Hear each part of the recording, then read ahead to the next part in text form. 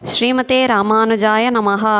காகுத்தன் ககுஸ்த மன்னனுடைய வம்சத்தில் பிறந்தவனாதலால் காகுத்தன் என்ற திருநாமம் பெற்றான் ராமன். காகுத்தனை நவின்று என்று தம்முடைய பாசுரங்களை கற்றவர்களுக்கு பலன் சொல்கிறார் பெரியாழ்வார்.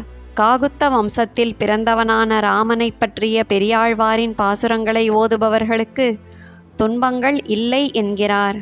கண்ணபுரத்தென் காகுத்தன் என்று குலசேகர ஆழ்வார் ககுஸ்த வம்சத்தில் தோன்றிய ராமனே திருக்கண்ணபுரத்தில் எழுந்தருளியிருக்கிறான் என்கிறார். கல்லணை மேல் கண்துயிலக் கற்றனையோ காகுத்தா என்று தசரதனாக புலம்புகிறார் குலசேகர ஆழ்வார். ராமன் காட்டிற்கு சென்றதை நினைத்து வருந்தும் தசரத சக்கரவர்த்தி, ராமா, இத்தனை காலம் மென்மையான பஞ்சனையில் உறங்கிய நீ இனி காட்டில் இலையில்லாத மரத்தின் கீழ் பாறைகளை அணையாகக் கொண்டு உறங்குவதற்கு கற்றுக்கொண்டாயோ? இந்த செயல் ககுஸ்த மன்னனின் வம்சத்தில் பிறந்த உனக்கு தகுமோ என்று புலம்புகிறார்.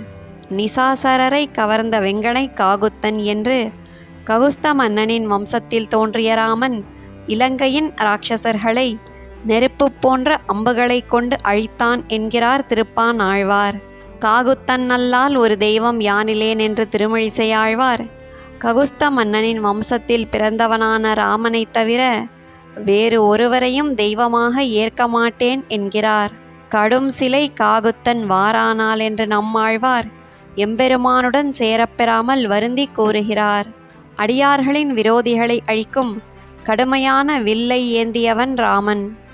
அனைவருக்கும் உதவி நன்மைகளை செய்யும் ககுஸ்த வம்சத்தில் அவதரித்தவன். ஆனாலும் சீதைக்கு வந்து உதவியது போல் எனக்காக அவன் வரவில்லையே என்று பராங்குச நாயகியாக ஆழ்வார் வருந்தி கூறுவதாக விளக்குகிறார் சுவாமி நம்பிள்ளை.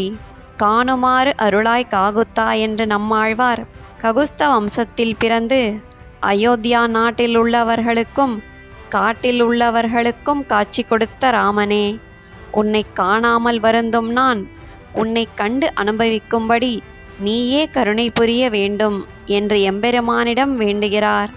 என் ஆருயிர் காகுத்தன் என்று ககுஸ்த வம்சத்தில் பிறந்த ராமனை பிரிந்து உயிர் தரிக்க முடியாமல் இருக்கிறேன். அந்த அளவு ராமனை தவிர வேறு கதியில்லை என்ற நிலையில் இருக்கிறேன் என்று கூறுகிறார் நம்மாழ்வார்.